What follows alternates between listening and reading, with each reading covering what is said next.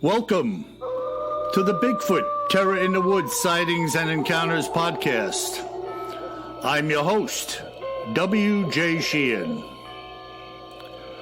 Hello, my friends, and welcome once again to our show. I am your host, W.J. Sheehan, author of the series Bigfoot Terror in the Woods Sightings and Encounters, and I'm so glad that you have joined my brother and I today. I once again have some great news as we begin today's podcast. Many of you have been requesting that I create my books in audio format, and I have been listening to you. Volume 6 is completed and available on Audible, Amazon, and iTunes, and 5 will be following at any moment. The rest will be coming along as time permits, so keep listening as I will be announcing them here on the show. In today's Cryptids in the News and History segment, there are giants in them there hills. Gigantopithecus, to be more precise. Kevin is going to delve into the history of what many believe to be the forerunner of today's Bigfoot in North America. And in part 2, when we are done with this segment, you are going to think twice about taking the garbage out, I guarantee you. So do stay tuned for that. And finally, in part 3, we will once again be answering our listeners' mail sent in by individuals such as yourself, which I am certain will be more than a little interesting, to say the least. But before we get going here, a big shout out to a listener and a follower of my writings, Scott, who just happens to be a middle school teacher. Follow along as I read this brief email which he sent to me. I teach middle school. As you can imagine, many of my boys don't like to read. And because I teach social studies and language arts, I show them a huge presentation of myths and legends around the world at the end of the school year. Obviously, Sasquatch is included. I just received your volume 1 recently, so amongst other books, I showed them yours. I read an encounter, and it hooked them instantly. Therefore, I will be adding your entire collection to our library. Just getting some of these kids to open a book voluntarily is a win in and of itself. So again, thank you, Scott. What do you think of that, Kev? Yeah, that's a pretty cool teacher. Yeah, and Bigfoot Terror in the Woods Sightings and Encounters, I guess, is now becoming required reading. Yeah, you can definitely see that, right? Heading into the end of the school year, I remember the teachers trying to hold the attention of, especially middle schoolers with anything they could, as the school year winded down. And what a great idea, though, to get the kids reading, because those, the bite-sized, terrifying accounts are just what the typical middle schooler needs to rope them into reading. Yeah, and today there's so many distractions that, to give somebody something they may be interested in or a little out there, so to speak, kind of hooks them, as he said. I got the hook in them reading them these stories, Oh, yeah. Yeah, absolutely. Very interesting. Good stuff. I like it. Now I'm looking forward to walking down the sidewalk here in my neighborhood and maybe listening to some middle schoolers talking about one of your books or talking about the podcast. Yeah. Well, it's real interesting. Ears peeled. Yeah, and anything we could do to gain audience and gain the interest of those that are interesting. This is all about a discussion, and we try to bring it to every podcast, whatever we can dig up, whatever we can scratch out to talk about, discuss, and further the conversation about Bigfoot and other creatures is what we're doing here. This is what we're here for. Absolutely. And I got an ask there to the younger listeners out there. I live down here in the South, so we would say, any of you youngins out there, if you youngins have a little bit of a viewpoint on on the podcast or on the books, send us an email to BigfootTerrorInTheWoods.com. We'd love to hear from you. Yeah, fantastic. We encourage everybody to listen in. And certainly, if you're an audiophile, I'm putting a lot of time and effort into these audio books, a lot of studio time. So do purchase them, listen to them, and tell your friends about them as well. Good stuff. Fantastic, Kev. So let's get ready to rumble here with this discussion on Gigantopithecus. Exactly. So, we're going to introduce Gigantopithecus, and today's like a difficult or challenging day for pronunciation for me, and we'll talk about the most recent ice age, the Pleistocene ice age, and its role with Gigantopithecus. And we're going to lead into exploring what's known as the Bigfoot Gigantopithecus theory, or more commonly, Bigfoot giganto theory. Fantastic. Yeah.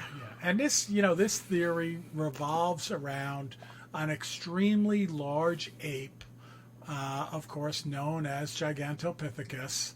And it's believed, and estimated, we'll get into it a little bit more, that Giganto went extinct about 100,000 years ago, around a time during the last ice age, the Pleistocene ice age.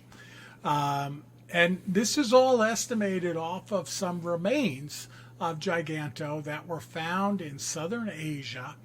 And, many different anthropologists and primatologists studied these remains. And they came up with this name, Gigantopithecus, which is the Latin word for either giant ape or giant monkey. Wow, fantastic. And again, here we have some people, we don't even know who they are exactly, I don't, who just presume this creature went extinct. But then, of course, what if it didn't? Yeah, and we see it in science. It seems like each year these days, scientists, and most often it's related to the ocean, but sometimes it's related to a species of birds or certainly plants and things like that, where, the scientists had previously believed that species was absolutely extinct and, couldn't possibly exist. And then lo and behold, they're on, they have some type of exploratory submarine down under the ocean, and they see one of these fish that they thought had died or died off, 100,000 years ago or something like that. So it happens all the time. I wouldn't be one to say that couldn't be the case here with Gigantopithecus or some evolution of Gigantopithecus. Yeah, it's remarkable, and once again, we fall back on when I mentioned a couple of podcasts ago, just in North America, 9.5 million square miles. And then if you think about globally, how much woods and forests there is out there, and mountainous terrain, and places where things could be and thrive and live and hide. It's very easy for me to say these things could be out there anywhere. No, and we've seen it, in some of the previous accounts that you've gone through in podcasts and some of the cryptids in the news that we've reviewed, where individuals are very close to these creatures and they barely see them. They barely notice them. They're, the Bigfoot, as we know it, is quite a stealthy creature when it wants to be. Absolutely. But let's go back to Gigantopithecus and talk about some of the stats that the scientists estimate. So they say that it's likely that the creature stood 9 or 10 feet tall and weighed as much as 1,000 pounds. So that sounds a little familiar, right? Yeah, it sounds a lot like Bigfoot. hence the theory. Yeah. And some portion of the scientists, not all of them, believe that the creature also walked upright. But even if we're not sure, of the walking posture of Giganto, the scientists can definitely agree that it was one huge primate. Yeah, and you know what? As far as walking upright, many people have seen Bigfoot scampering along on all fours and then standing up. Yeah. Or standing up and dropping to all fours and then standing up again. So they seem to go both ways depending on reasons we don't know, but how much ground they want to cover, comfort. Who the hell knows why they get up and go down on all fours? Yeah, and by the way, there's an amazing amount of research that's gone into Gigantopithecus, and it really all centers around some small bones that were found in some limestone caves in southern China, where they found basically like a jawbone from the creature and a lot of teeth from the creature. And then they're able, being the scientists that they are, to, recreate what the creature actually looked like and when it lived, just from that small amount of bones that they found so far. Yeah, and a couple of things very interesting relative to that. First of all, they took the leap based on just a jawbone or a section of a jawbone in the teeth. They then came up with a mock-up or a rendering or a drawing of what the rest of this creature looked like. And also, they could tell by examining the makeup of your teeth pretty much what you ate during your lifetime. And in some cases, they can even narrow it down to what area of the globe you may have been living on if you were a human examining your teeth. Yeah. Based on what they find, plants and things, where they were available, and they can kind of pinpoint what zone you may have lived in. Absolutely. And of course, they found the bones here in southern China, which at that point in time, when they believed the creature lived, were very rich forests. So, and they believe, in some of the readings that I've done, they believe that it ate primarily fruits and vegetables. And it gets to an interesting point on, either the extinction or maybe the evolution, which we haven't talked about yet, of Gigantopithecus. There's an author by the name of Mark Strauss, and he published an interesting article about, the potential extinction in 2016, so, relatively recently. And he talks generally about the fact that as an animal, there's certainly advantages to being gigantic, right? You're at the, you're a bit of an apex predator. You're less vulnerable to predators if you're gigantic. You're able to cover a lot of territory, relatively easily while you're looking for food. But, there's other issues with being gigantic, and one is you need a lot more food. So if you're in an extreme climate change, like the most recent ice age, you really do have to evolve in what you eat and how you get the food, and failure to do that may actually, lead to your extinction. And then another interesting part of the theory of being these very large creatures is that, the research shows that these very large creatures generally produce much less offspring. So, the bigger you are in some forms of scientific theory, the less you reproduce. So there's less of you. So although there's less predators, there are less of you. So I thought that was pretty interesting, too. Very, very interesting. And, if you just look at a human being, it's normal for a couple to have one child during a birth. The oddity being having twins or even triplets. Right.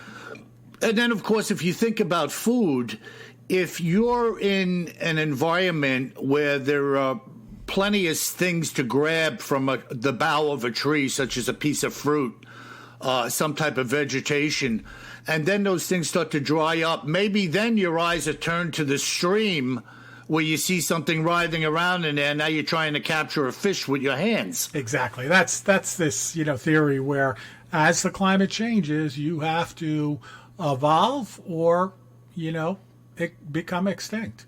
Yeah, or develop methods of capturing other creatures Absolutely. that are around you. Yep. So it's really interesting. And even when I think about the birds around me, you talk about advantages to being giant. I watch some of the birds like the turkeys, when the males are trying to attract the females, they puff their wings out, making their profile look bigger or more intimidating. They're trying to impress. And Absolutely. Certainly a Bigfoot, if it was approaching something else, they may think twice, or a Gigantopithecus, they may think twice about bearing down on them or leading some type of an attack on them.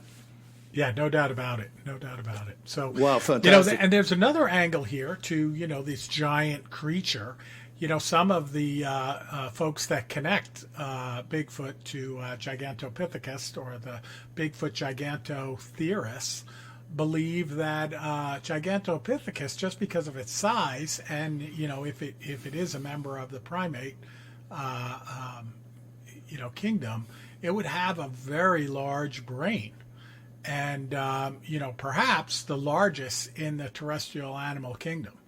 And, with the upright walking posture, it could easily facilitate, with the combination of their brain power, their dispersion across Asia and perhaps into North America as well. And then, of course, go ahead. No, I was going to say, so are you drawing out of that perhaps the ability to make a better decision about having to move or looking for something else that was more viable than that which was diminishing around them? Yeah, I mean, one could do that. And also, that in almost all of these Bigfoot Sasquatch accounts that we talk about, Bill, we come back to this stealthy creature that's curious, clever, and but extremely careful, and can get very close often to humans without being seen, and when it is seen, it usually is pretty close. I mean, there are exceptions, of course, where people see it from a long way away, but one could reach the conclusion, and some have reached a conclusion that study this type of thing, that it probably did have a pretty large brain. Yeah, and I've always thought, relative to these creatures, and I've said it, you could get one that its brain leads it to be more violent, just like we see in a human being. Another one may be slightly off, so to speak. I don't like to use the word, mentally retarded. But they could be, in their mind, different demeanors, different personalities that come forth. And this is duly noted when people have encounters with these things. There are many different ways that people encounter these creatures. Yeah, so put that on your to-do list. Like if you ever run into one of these characters and you're trying to get your phone out and take a picture of it without shaking, maybe we try to figure out how smart he is, too. Yeah, ask him if they'll be willing to sit down with you and have a little discussion. I just want to talk about some basic stuff. Now, listen here, Bigfoot. Have a seat over here. You want half of my hero? I was wondering. It's bizarre, but it's funny. We have a little comic relief here. Of course. But one of the theories of one of the pretense of the Bigfoot giganto theory is that perhaps Gigantopithecus made a journey across the Bering Land Bridge from Asia and into North America. So we do know that early humans, as well as other animals, scientists guess that they did cross this land bridge, which occurred, that land bridge was exposed when water levels were very low around the time that Gigantopithecus is estimated to live, but not exactly at that time. But to me, the error bars are so large on both of these estimates, it could have occurred at the same time. But Right. the theory is, hey, perhaps they came across that land bridge and, came down into what is now Alaska and Canada, northern Canada, and the western part of Canada and British Columbia, and then down into the northwestern United States, which is, one of the hotbeds of Bigfoot encounters. Right, and perhaps they were here as well. Could be, yeah, absolutely. I mean, all we're going off of and all they were going off of was a section of jawbone and some teeth. Yep. And then everything else is a guess. Yeah. You could say it's an educated guess because of the degrees the fella has on his wall, but really they're venturing a guess. Yeah, no doubt about it. Educated guess, right? That's it. That's it. Yeah, and because we're talking about how these creatures may have migrated or not from Asia. In this case, we were talking about into North America. I did come across some research that also looked at Gigantopithecus perhaps connected to my favorite hairy man, or the hairy man with the best name that I've come across. Who's that, Bill? Bigfoot. No, the Yowie. Oh, I didn't know you had a favorite in the Yowie. Yowie, he's certainly the favorite name. I mean, I'm liking Yowie more and more every day. I have said that Australia is one of my favorite places in the world, so maybe that's what draws me to Yowie, but it is one heck of a name. But there are folks that have studied this Bigfoot theory and tried to apply it to see if, Gigantopithecus could have made it across from Asia to Australia. And it's pretty interesting. So the opinions are pretty strong, and the research is pretty strong, and the scientists have this invisible east-west demarcation barrier that's called the Wallace Line that exists between southern Asia and Australia. And the Wallace Line is meant to note the migration limits of animals during the last ice age. So that the theory goes that despite the lowered sea levels at that point in time, animals from Asia never made it to Australia. And animals from Australia never made it up to Asia. So that's part of why, Australia is such a unique place with the creatures that live there, But, there's one big exception here of one creature that may have made it from Australia into Asia and from Asia to Australia, and that's, of course, humans.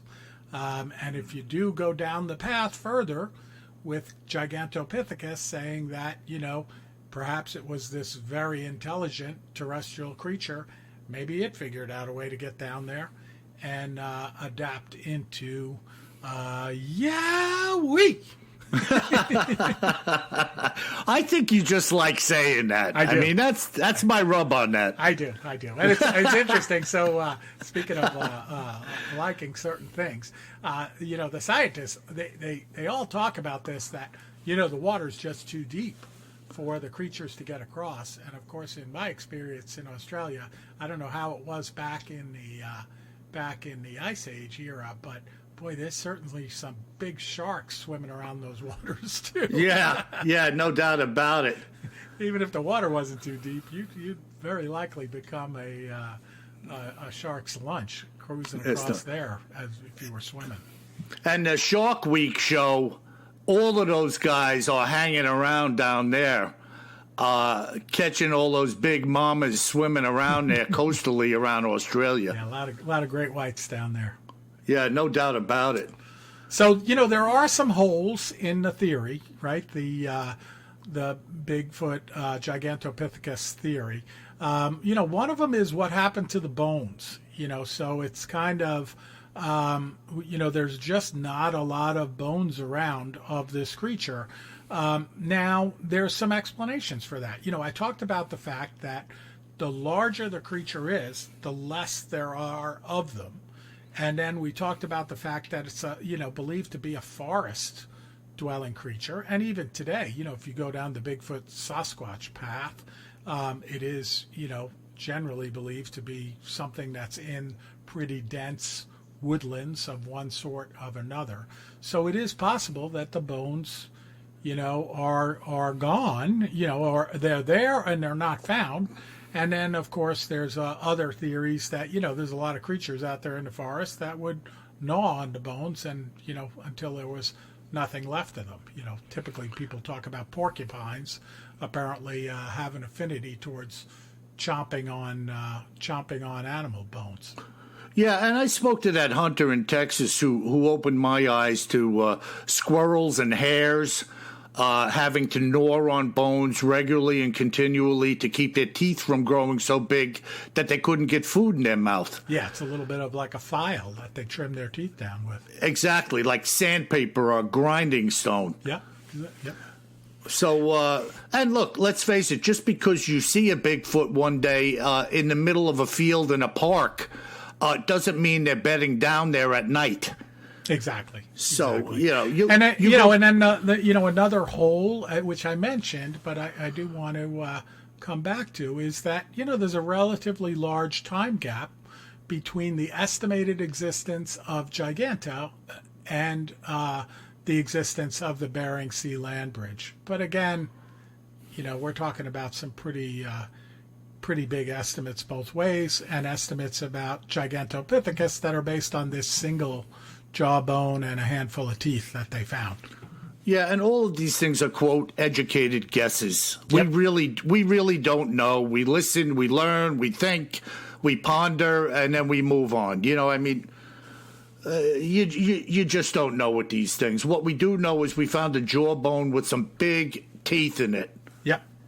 And then if you do search on our good old friend the internet, there's a gentleman that built a mock-up of Gigantopithecus, and you can find an image of him standing next to it. He has it on display in San Diego, in a museum there, San Diego, California. And it's pretty cool looking. It gives you a feel for its scale standing next to him. And then also, boy, it does look a lot like what we would call Bigfoot. If you didn't know the background to that statue, you would probably think it was a Bigfoot standing next to this gentleman that created it. Yeah, that's incredible. And listen, kudos to these people for doing what they do.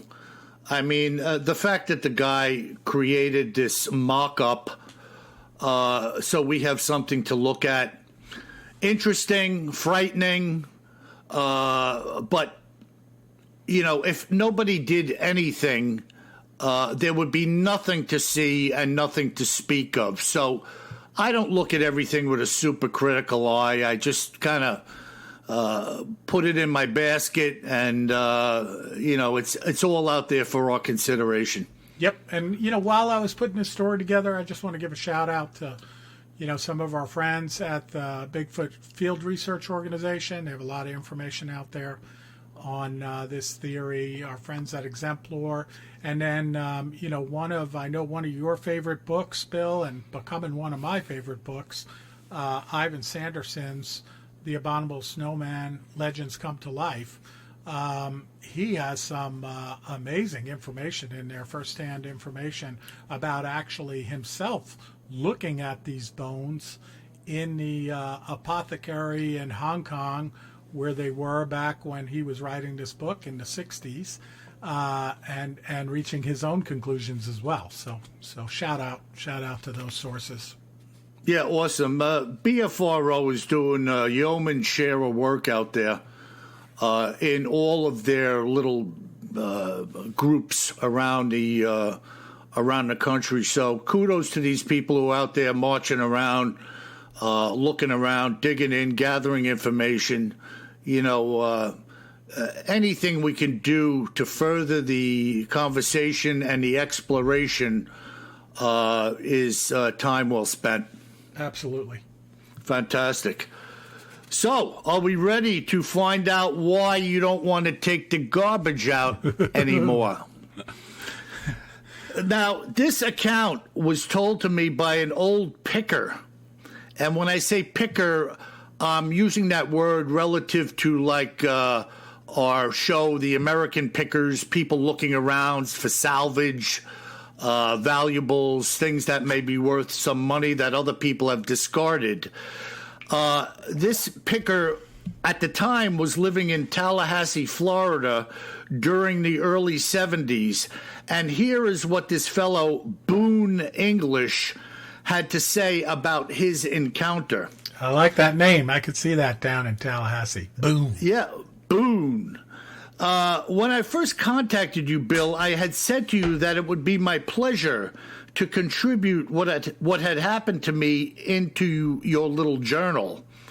I had actually moved from Tallahassee in 73, and what I am about to share with you and your readers transpired in July of 69. I was 14 years old at the time, and back then my dad was a heavy equipment operator involved in housing developments, building construction, demolition, and damn near anything else you could think of where a piece of heavy equipment was needed. He could run a crane, dozer, and anything in between. In the back of our house, my dad always kept several 50-gallon drums in which he put his scrap metal. One for brass, one for copper, another for aluminum, and another for wire. This was all the booty, as he used to call it, that he gathered from job sites. A friend of my father's, a Mr. Davis, owned a scrap yard where I worked part-time and off the books on the weekends. It was then when Mr. Davis told me I could make money in scrapping that my eyes were opened to how much cash was laying around in the garbage in the form of scrap metal. Now, I was too young to drive, but I had a Schwinn bicycle with 3 baskets on it. That's when I decided to begin my secondary career hunting in trash bins and garbage cans for scrap.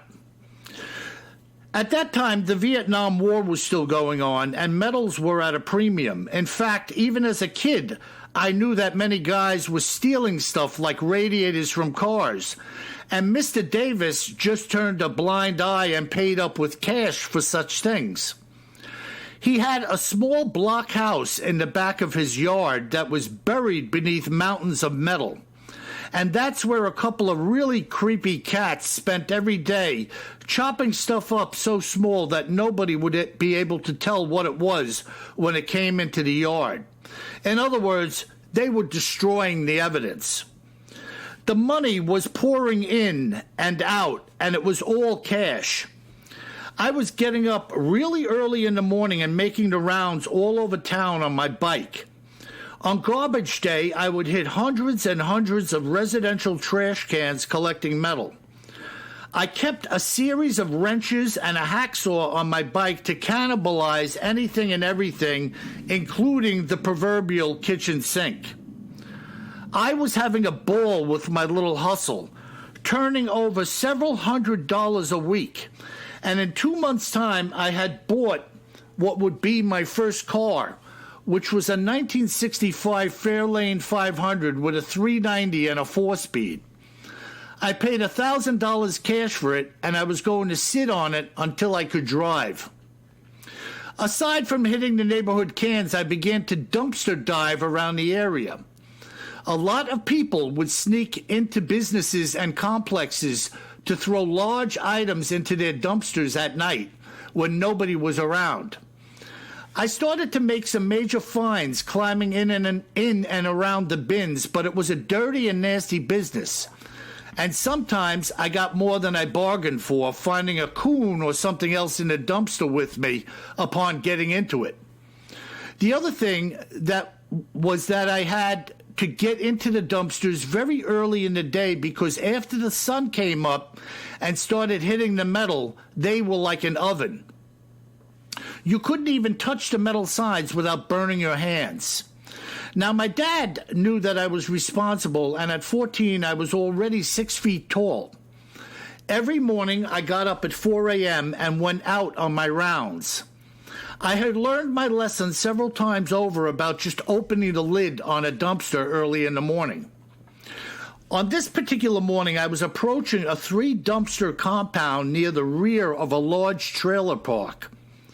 This set of dumpsters alone usually represented a $5 or a $10 hit for me every time I came to them.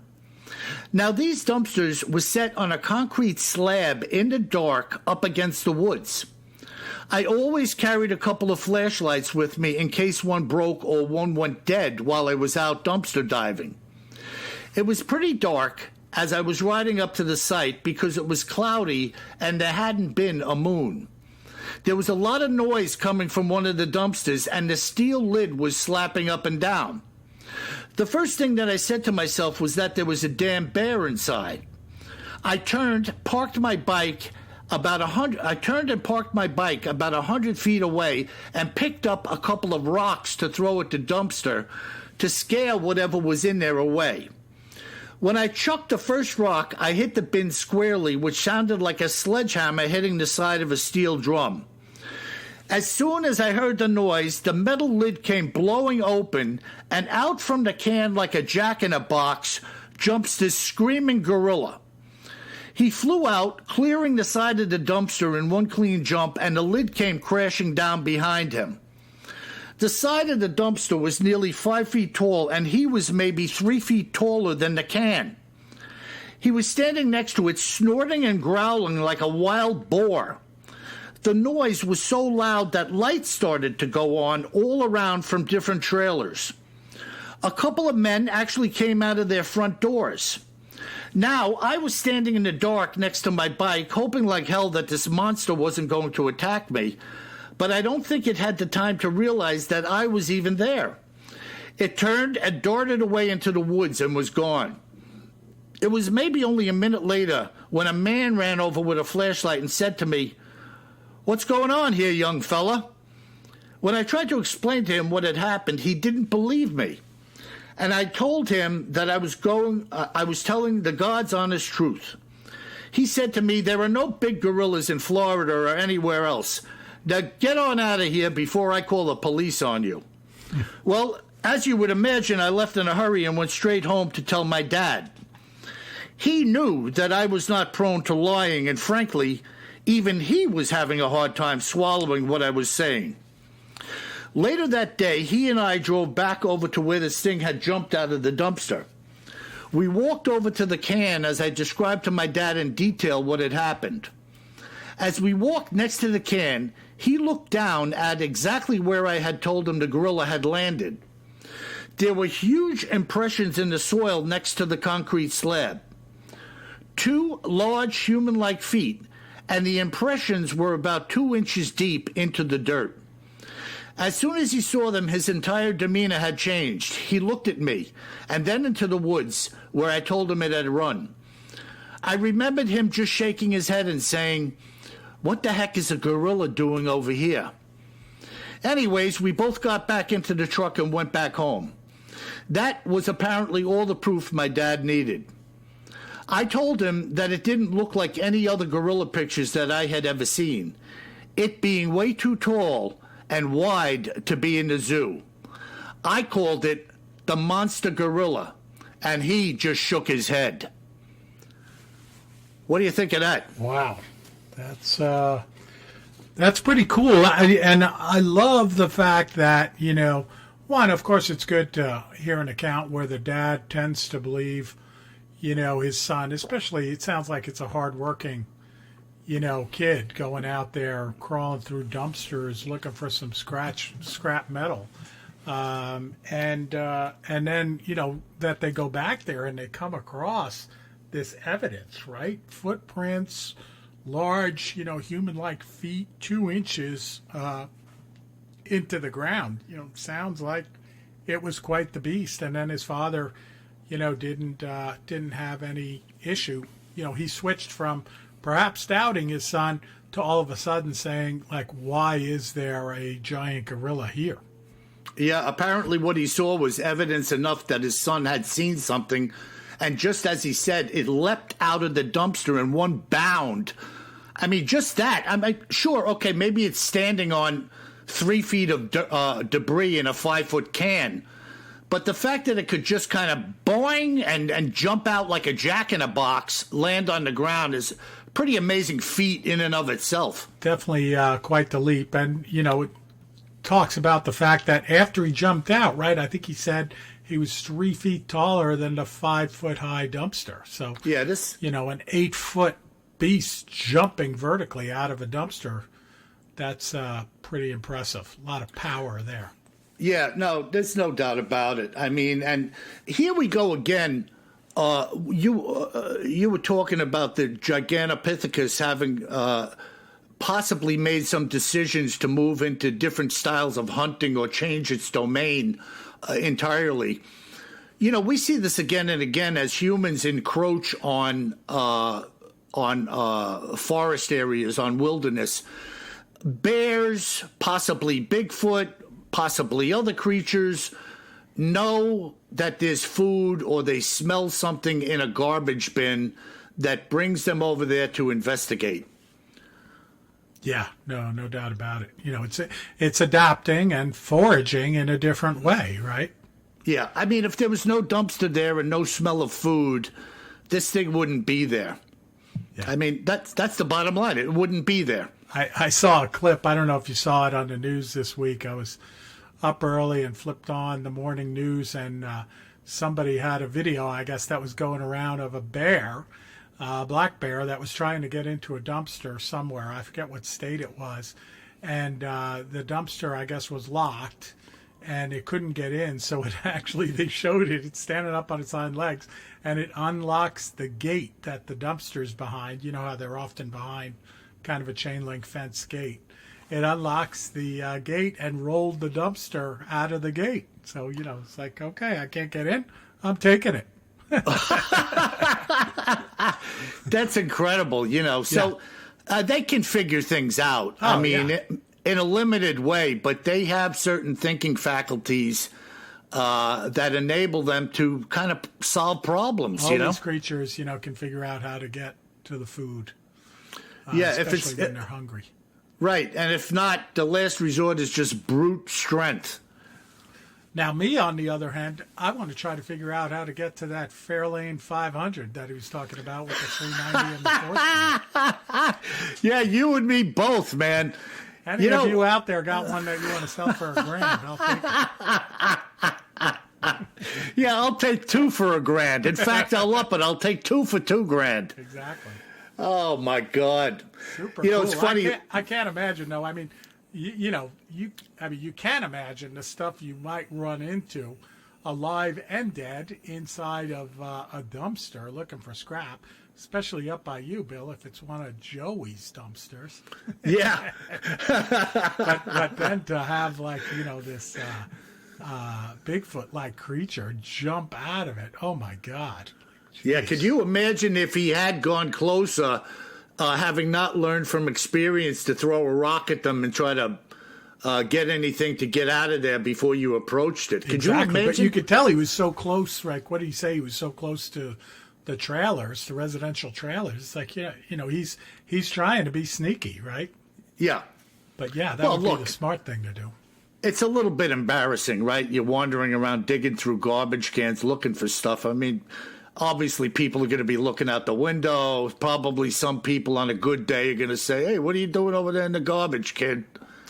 I mean, there's easier ways to make a living. Yeah. Well, that was a fantastic tale, and I just wanted to share it with you. I thought that was so cool. Oh, that's awesome. So what do you got today in our listener mail segment, my friend? Yeah, so we got some good letters in, again, from around the world. Like we talk about offline, Bill, when we look at the statistics, it's amazing how far and wide the podcast reaches today. And, so we start out in the southern United States, out in the bayou, with an email from Bob in Louisiana. Yeah, one of my favorite places. Yeah, super cool. And Bob says, your show is really cool. We have many reports of what we call the Rougarou and the hairy man in these parts. Haven't seen nothing. Speaking for myself, what have you heard, if anything? I guess, about Wow. rougarous and hairy men in Louisiana. And he says, great job, guys. Fantastic, Bob, and thanks a lot for listening in and contacting us. You know, we've heard a lot, and as time goes on and we do more and more of these shows, you're going to hear exactly what has come my way in the form of rougarou. Some really weird supernatural stuff seems to go on around Louisiana. I don't know if that has anything to do with voodoo practitioners down there, and I know there are a lot of them down there. But you got some strange goings on in that neck of the woods, my friend, and we will be touching on it. I guarantee you that. So stay tuned, my friend. Stay tuned. Yeah, we like the rougarou. That's definitely on my list for cryptids and other oddities. Yeah, fantastic stuff, man. Cool. All right, we're going to go to William in Tanzania. So, long way away. Tanzania. And wow. William says he is a goodwill worker, and he said these podcasts are incredible. And he says, from your speech, you sound as though you are a God-fearing man, and you spoke of having encounters with angels. How about sharing them with us when you have a time? Fantastic. Wow. You know what, William? Thanks for being out there and doing what you're doing. Goodwill worker. I guess you're like involved in helping people medicinally, maybe putting wells in. There's a lot of people out there doing a lot of good things, man, and they just sacrifice their lives and time for the good of their fellow human beings. So I'm really impressed by you contacting us and listening in. And I think maybe once in a while I may drop in a story or share one of my own angelic encounters with you and the audience. Our focus, of course, is on Bigfoot and other creatures. But when we start to talk about supernatural things and whatnot, I may drop one in here or there. So stay tuned and keep listening. And great to have you on board. Yeah, good stuff. And Bill, I'm just thinking here real time, maybe one of these days we'll do a flipped over episode where you can do, a cryptid and oddity, and it could be, one of the angelic encounters if you'd like to share that. And I'll go through one of the accounts that you've recorded. Okay, fantastic. Yeah, we could do that. We'll figure out a day, Upside Down Tuesday or something to do that. Fantastic. All right. So we go from there to Lillian in Michigan. And we know Michigan, a lot of Bigfoot there, and also a very common place for dogman encounters, as we've reported on. So Lillian said, I read the account of what happened in the Upper Peninsula. And of course, for our folks from around the world, the Upper Peninsula is part of Michigan, a northern part of Michigan. In my home, and that's where she lives. So she says, I read the account of what happened in the Upper Peninsula in my home. When these things don't want you around, you best watch your step. Regards, Lillian. Lillian sounds like she means business. Yeah, and we'll do that one day. I know the account that she's talking about, and many people have found or sighted these creatures up in her neck of the woods. The Michigan Upper Peninsula account was just a mind-blowing account of both an encounter and evidence of what these things are capable of doing when they get PO'd at you and you being in their area. So I promise you that we will do and we will speak of that account one day. and open the audience's eyes to just how extreme the power of a Bigfoot can be. And it's going to blow your mind for sure. Good stuff. Yep. Yeah, very rural part of the U.S., that upper peninsula of Michigan. Yeah, I mean, there is like nothing up there. A handful of people dispersed here and there. And once again, here we are talking about how much wilderness there is in North America. And just because some people live there doesn't mean the wilderness goes away. You know, a couple of bodies in a warm house with a fire going does not scare these things, out of the area, No. Wow. Cool. All right. Our last letter comes from a long way from Michigan, and a very interesting place. It comes from Mohammed in Saudi Arabia. Holy I think smokes. This is our first note from Saudi. Fantastic, man. And Mohammed writes, this subject matter is quite interesting. Where and when exactly did this all begin? Thanks for your diligence in bringing such things to light. All right, Mohammed. What do you think? Kev, where and when did it all begin? Oh, no. You're not throwing this at me. How do I begin? Oh, my goodness. That's an easy one. Yeah, I mean, well, in North America, the first language that I recall regarding the Bigfoot was in the late 60s. But where it began, as we dig into these encounters and some of this historical evidence, and it really seems to have been going on for hundreds of years. And of course, we have limited written word. We have oral tradition coming from some indigenous people that were here long before my ancestors were. But that's all we have to go by. So, and now here we are talking about Gigantopithecus today, who they think, they hypothesize it went extinct during the last ice age. Right.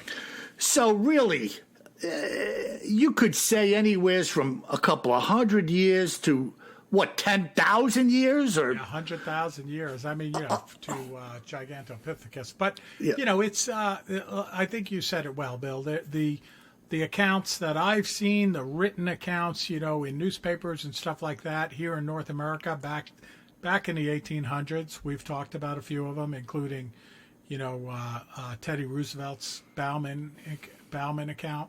And then you've also touched on some of the Native North Americans, I should say more broadly, where, they have had in their totem poles with all of the creatures we wouldn't argue about existing now, like bears and deer and elk and things like that. They have often featured a head of a hairy man, or head of a Bigfoot, as we would call it.